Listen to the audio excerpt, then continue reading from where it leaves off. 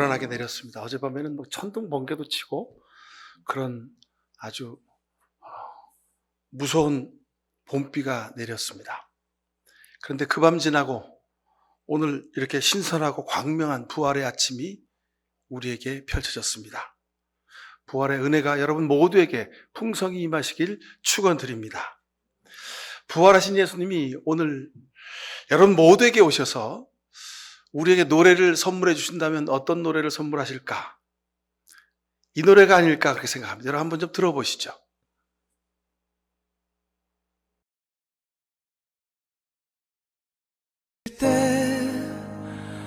꽃이 질 때 사실은 참 아픈 거래. 나무가 꽃을 피우고 열매를 달아줄 때 사실은 참 아픈 거래.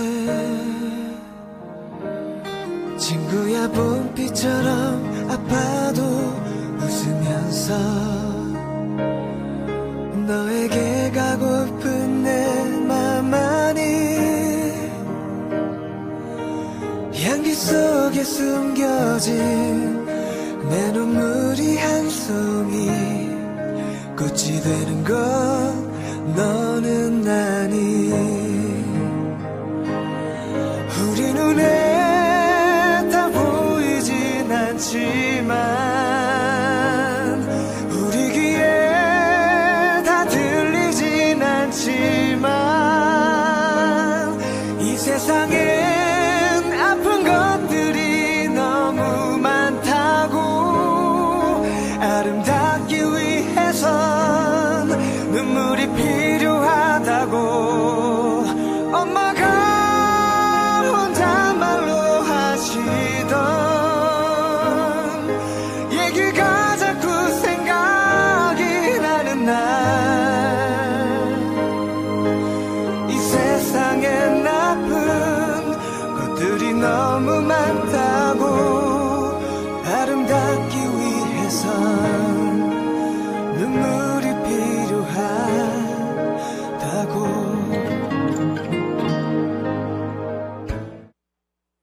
이혜인 수녀의 시 친구야 너는 아니, 이 시를 그룹 부활이 정동아 리드시를 통해서 우리에게 불러준 노래입니다. 하나님도 아들 예수님을 십자가에 못 박아 죽게 하실 때 너무 마음 아프셨습니다. 눈물 흘리셨습니다. 그리고 우리에게 구원을 선물로 주셨습니다. 하나님도 하나님의 사랑의 역사를 이루기 위해 생명 다 바치셨습니다. 그 하나님의 사랑을 우리 가슴속에 깊이 새기고 감사하는 날이 바로 오늘 이날 부활주일입니다. 아까 우리가 들은 친구야 너는 아니 이 노래, 이 속에는요 십자가란 단어도 하나도 안 나오고 부활이라는 단어도 하나도 없습니다. 하지만 십자가와 부활을 가장 쉽고 분명하게 우리에게 보여주고 들려주고 있습니다. 여러분, 부활은 추상명사입니다. 이건 어떻게 설명할 수가 없습니다. 근데 참 쉽습니다. 왜냐하면 하나님이 예수님을 통해 우리에게 보여주셨고 하나님이 여러분의 손과 발을 통해서 여러분 자녀들에게 지금도 보여주고 계시기 때문에 그렇습니다. 여러분들은 이 아침에 부활의 증인으로 부름받았습니다. 하나님이 여러분을 부르시는 그날까지 이 세상에서, 가정에서, 일터에서, 세상에서 부활의 증인으로 승리하며 사실 수 있기를 축원합니다. 온갖 종교적인 말과 의식들이 난무하는 이 시대입니다. 이 시대와 교회에 성경은 오늘 이 아침에 이렇게 말씀하십니다. 너희가 십자가에 달리신 예수님을 찾느냐? 그는 여기에 계시지 않다. 그는 여기에 계시지 않다. 아픔과 눈물을 통해 소중하고 귀한 것, 생명과 사랑이 만들어집니다. 여러분, 세상 살면서 아프고 속상하고 괴롭고 눈물 나고 여러분, 그럴 때 얼마나 많습니까? 그럴 때마다 십자가 달리신 예수님 생각하시고, 내게 부활의 소망을 주시려는 하나님의 계획이 있으시구나 하는 것을 감사하실 수 있기를 축원합니다. 꽃을 피우고 열매를 달아주는 것도 사실은 아픔을 견디고 기다려서 되는 것입니다. 세상에 아픔 없이 눈물 없이 되는 것은 아무것도 없음을 예수님을 통해서 우리는 이 부활의 아침에 다시 배웁니다. 십자가와 고난을 통해서 부활의 능력이 얼마나 소중한지를 다시 배우는 이 아침입니다. 우리는 비록 세상에 육신을 가지고 살지만, 그래서 종이 한 장만 가려도 종이 뒤에 있는 것이 보이지 않습니다. 공간만 달라져도 우리는 잊어버리고 없는 줄로 착각합니다. 그러나 하나님은 여러분을 부르셔서 부활의 증인 되게 하셨습니다. 이것은 비록 세상에서 육신을 가지고 살더라도 영원한 생명을 살아가는 존재임을 하나님이 우리에게 깨달아 알게 하시는 뜻이 있습니다.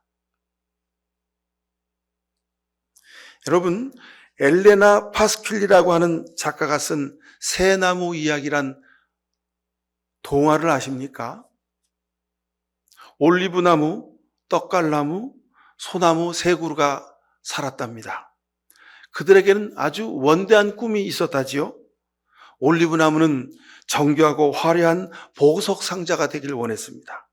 그래서 그 안에다가 아주 값진 보석을 담는 그런 꿈을 꾸었습니다.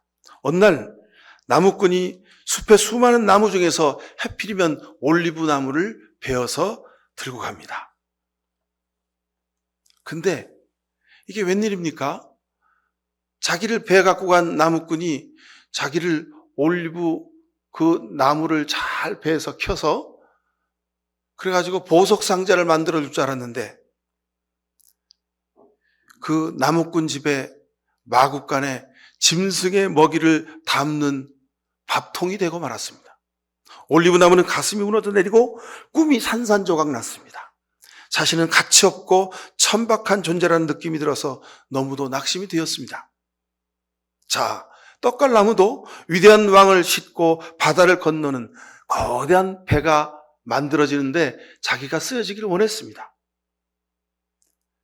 그래서 나무꾼이 자신을 베었을 때 흥분을 감추지 못했습니다. 야, 내가 큰 함선의 일부가 되어서 바다를 항해하는 그런 꿈을 마침내 이루게 되었다고.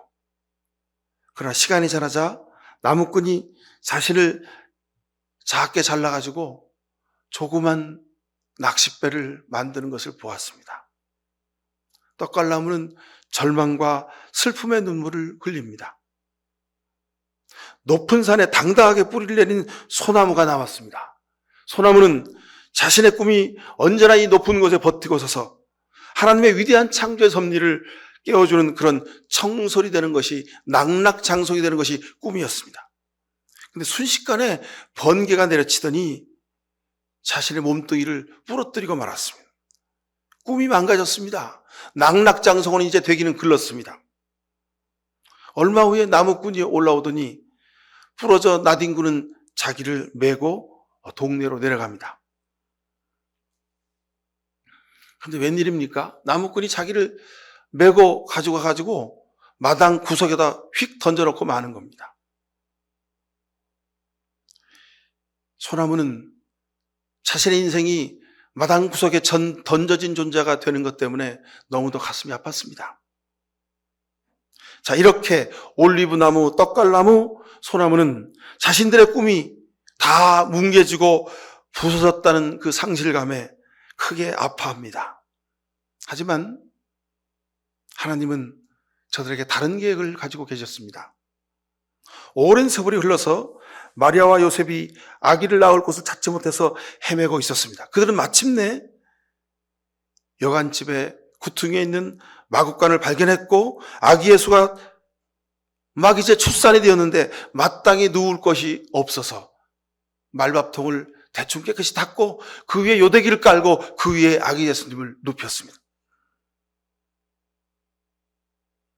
바로 이 구유가 올리브 나무로 만들어진 구유였습니다. 올리브 나무는 비록 귀중한 보석을 담고 싶었던 자신의 꿈을 이루지 못했지만 하나님은 그 올리브 나무로 만들어진 구유를 통해서 세상에 가장 귀한 보물인 아기 예수님을 누이는 가장 소중한 도구로 쓰신 것입니다. 자, 시간이 지날수록 예수님은 키와 지혜가 자라가셨는데 어느 날 예수님은 호수 건너편으로 건너가기 위해서 큰 배가 아닌 작고 초라한 낚싯배를 선택하십니다. 이 낚싯배가 바로 그 떡갈나무로 만들어진 배입니다.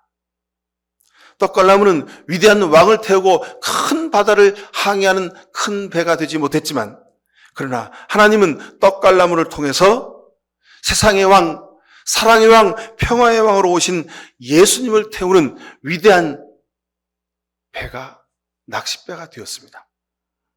또 몇 년이 흘렀습니다. 몇몇 로마 병사들이 나무꾼의 집 구석에서 벼락 맞아 버려진 소나무를 발견합니다. 야, 이거면 되겠는데? 병사 둘이서 소나무를 낑낑 메고 들고 갑니다. 목수의 손에 이 잘려진 소나무가 두 조각으로 켜지게 됩니다. 그리고 이 소나무는 십자가로 만들어졌습니다. 얼마 후 나무 십자가는 예수라는 청년을 지고 골고다 언덕을 오르게 됩니다. 골고다 언덕 정상에 이 나무 십자가는 예수라는 청년이 그 나무 십자가에 달리는 경험을 하게 됩니다.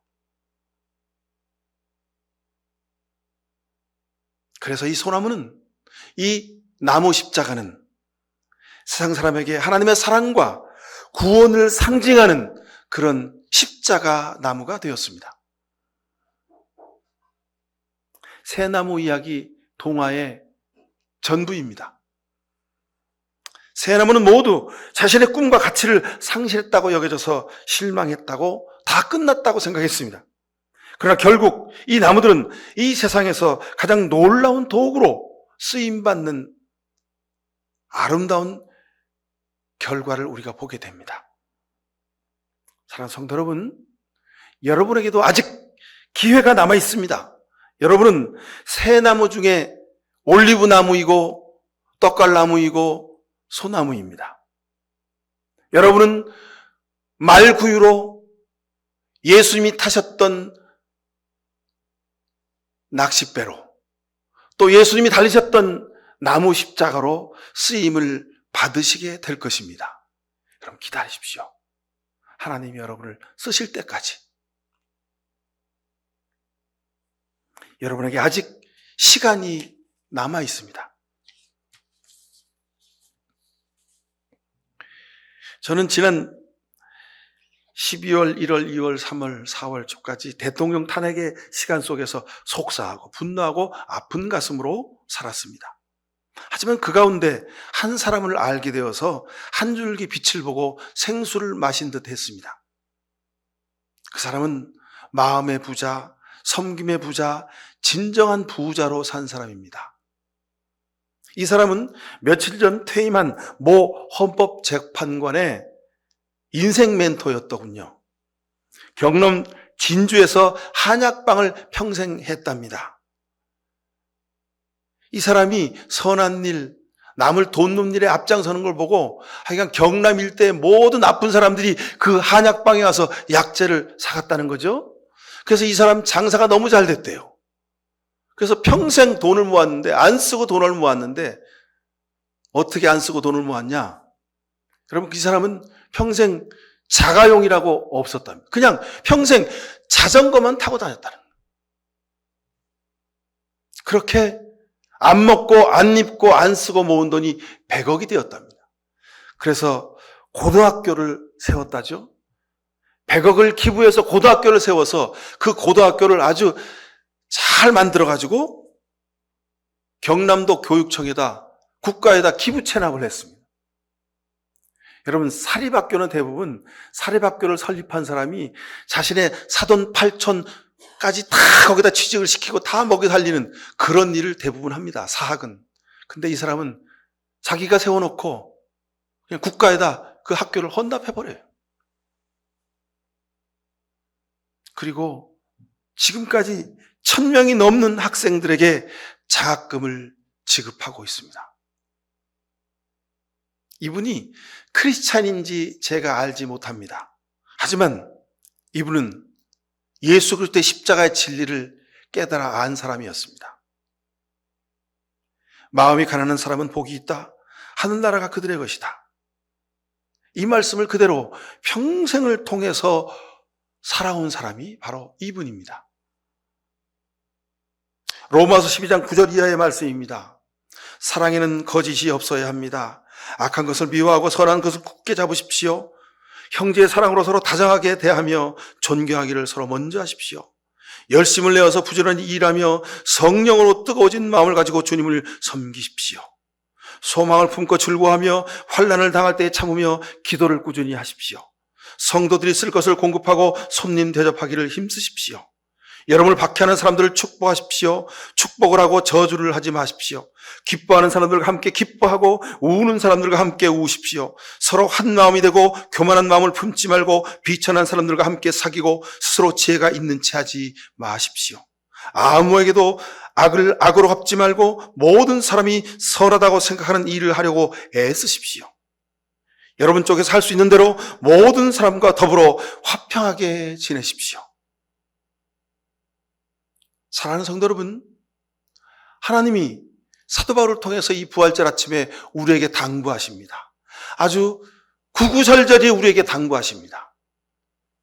모든 사람과 더불어 화평하는 역사, 이것이 예수 그리스도가 우리를 통해 보이신 부활의 메시지입니다. 예수님 부활하셔서 어디에 제일 먼저 가고 싶으셨을까요? 자기를 십자가에 못 박은 로마 병정, 내 이놈, 네가 내 손에 그렇게 아프게 대못을 박았지? 빌라도 너 이리 와봐. 내가 아무 죄 없다고 해놓고 나를 넘겨줬어? 내 이놈. 대제사장과 서기관들 예수를 십자가에 못 박으라고 바라바를 놓아주라고 주먹쥐고 소리 높여 외쳤던 그 군중들 앞에 가서 봐라 내가 살았다고 그렇게 외치고 싶지 않으셨겠습니까? 그래서 주님 나타나셔서 제자들에게 가셔서 먼저 갈릴리에 가셔서 뭐라고 하셨습니까? 너에게 평화가 있기를 하셨습니다. 이놈들아, 그렇게 겁이 많냐? 내가 이렇게 살아서 온다고 너희에게 그렇게 말을 많이 하지 않았느냐? 근데 다 나를 배반하고 도망갔어. 내 이놈들. 그렇게 얼마나 혼내고 싶으셨겠어요. 근데 제자들에게 가셔서 너희에게 평화가 있을지어다 하셨습니다. 할렐루야, 우리 예수 부활 승천하셨네. 오늘 모든 교회와 성도들이 부활을 노래합니다. 그런데 성경은 그는 여기에 계시지 않다고 다시 강조해서 말씀하십니다. 진정으로 예수 부활의 증인이 되려면 부활을 살아야 하는 겁니다.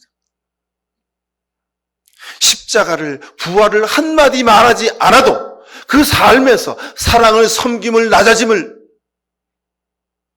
살아내면 바로 그 사람이 부활의 증인이 되는 것입니다. 가만히 보면 우리 그리스도인들이 세상 사람보다 더 세속적으로 삽니다.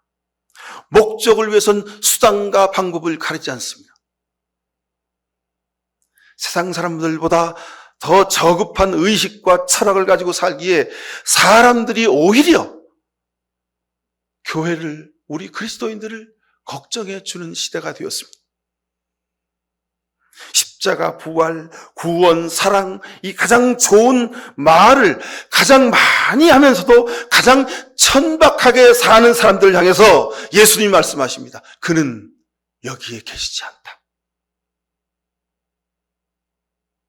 부활을 노래하지만 부활을 살지 못하는 이 안타까운 이 시대에 다시 예수님이 부활하셔서 우리보다 먼저 갈릴리로 가신다고 하셨습니다. 갈릴리에는 배고픈 사람들, 고생하는 사람들, 눈물 흘리는 사람들, 아파하는 사람들, 지지리도 못난 사람들, 인정받지 못하는 사람들이 살던 동네였습니다. 그리고 그곳에는 자신들이 그렇게 존경하고 사랑했던 선생님을 배반하고 숨어있는 제자들이 있는 동네입니다. 그렇게 예수님 갈릴리로 먼저 가셨습니다.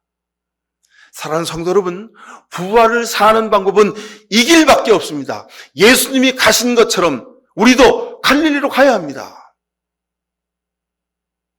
비록 우리가 세상에 살면서 육신으로 자랑할 것은 아무것도 없습니다. 힘도 없고 건강하지도 못하고 남보다 크게 많이 가진 것도 없습니다. 하지만 나로 인해서 내 아내가, 나로 인해서 내 남편이, 나로 인해서 내 자식이, 나로 인해서 우리 교우들이 웃고 기뻐할 수 있다면 바로 여러분이 부활의 증인이 되는 겁니다.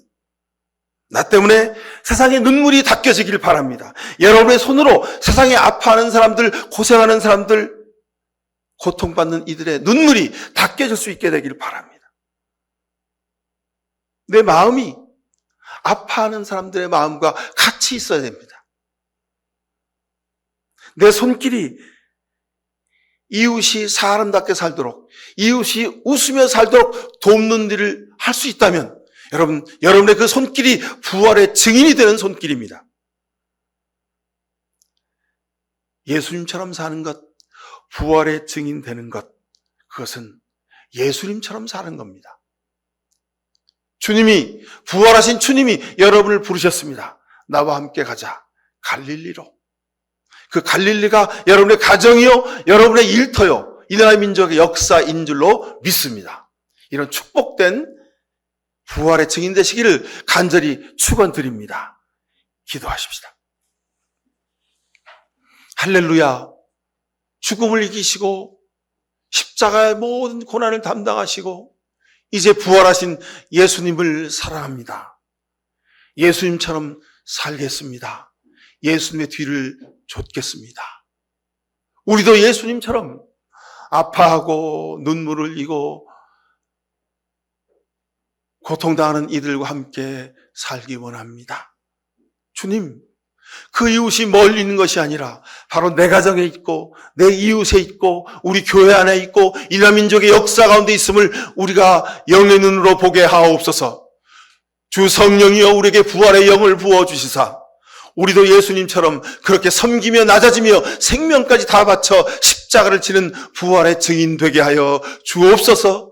예수 그리스도 이름으로 기도하옵나이다. 아멘. 생명을 다해 십자가 지시고 우리를 사랑하신 예수님, 부활의 예수님, 우리를 불러 부활의 증인 되게 하시는 예수님 사랑합니다. 이런 귀한 사랑의 결단으로 세상에서 부활의 증인으로 살아가기로 결단하는 이 시간 머리 숙인 모든 죄 백성들 머리 위에 하나님 아버지의 그 한없으신 사랑하심과 예수 그리스도 십자가의 은혜와 성령의 복렬하심이 지금부터 영원히 함께 해주옵기만을 간절히 축원하옵나이다. 아멘.